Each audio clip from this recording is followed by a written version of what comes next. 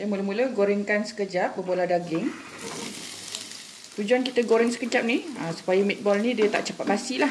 Okay, kalau orang nak meniaga tu gorengkan ni dulu. Jadi lauk tu tahan lebih lama lah, lambat nak basi. Okay, asingkan dulu ya. Lepas dah asingkan, guna minyak yang sama. Okay. Tumiskan 1 biji bawang merah, potong dadu. 4 ulas bawang putih, potong dadu. Sedikit serbuk lada hitam. Tumiskan semuanya. Bismillahirrahmanirrahim. Jadi bila dah sedikit garing macam ni, letakkan sedikit air ya.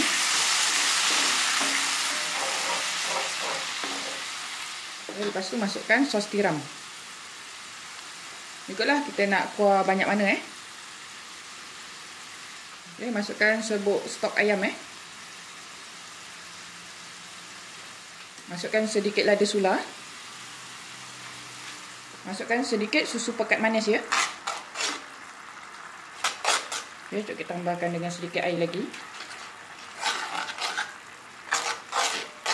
Nampak tak dia berubah warna lepas kita letak susu pekat tadi. Masukkan berbola yang kita dah goreng tadi.